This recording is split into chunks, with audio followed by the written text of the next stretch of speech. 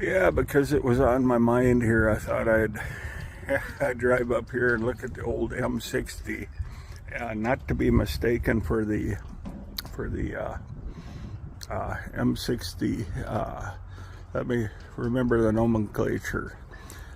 Gas operated, belt fed, crew operated, fully automatic weapon capable of 1100 accurate 1100 miles or 1100 meters range, maximum effective range. They fired further than that.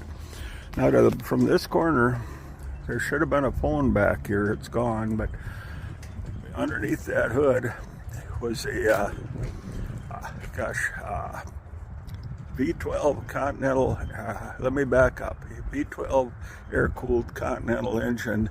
They could pull that in one night. See, my MOS, they want people off it now. They didn't. They've also painted it. That was camouflage. This was from my era.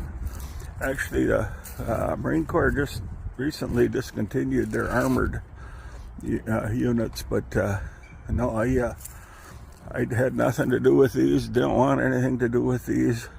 This was what we called a target of opportunity.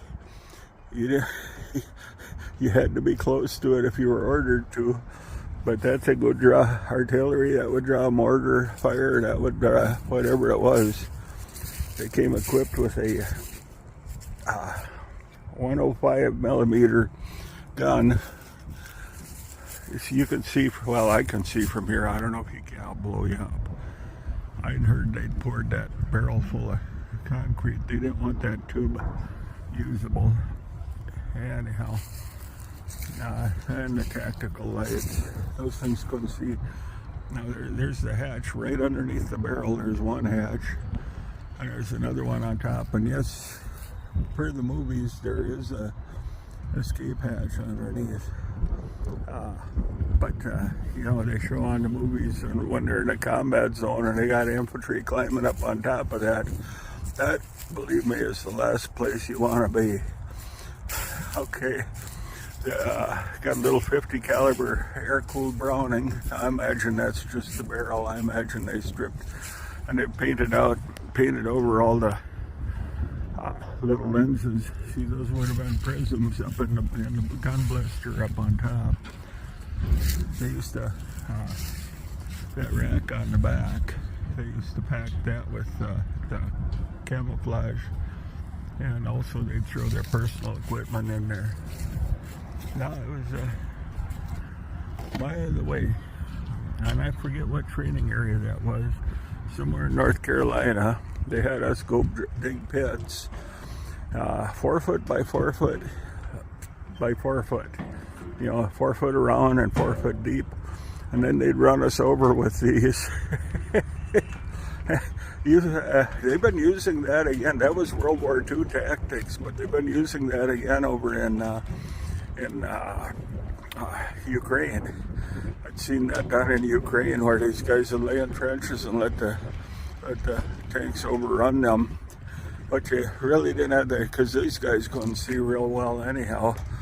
But what you really had to watch for was the infantry advancing with the armor. At any rate, let me digress a little bit. Twice I was on ship. You know, any given time they'd have 3 infantry. We're talking the 70s.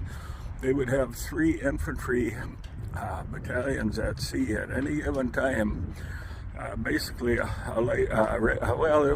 we came with artillery, and I guess it was a regiment reinforced, or support reinforced. Yeah, it would be a regiment reinforced. At that time, they'd have, but they were all from the 3 different Marine divisions, one from the 1st, 2nd, and 3rd, and we'd be in different parts of the world on ship.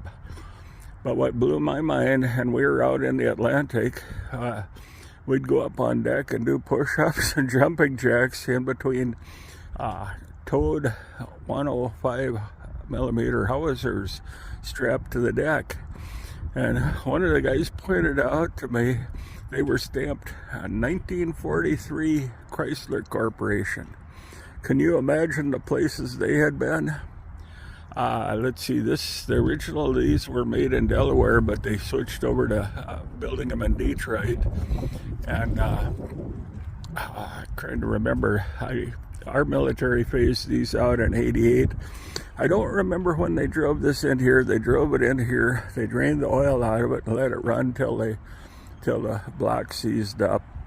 And then they welded the hatches down so nobody could climb in it.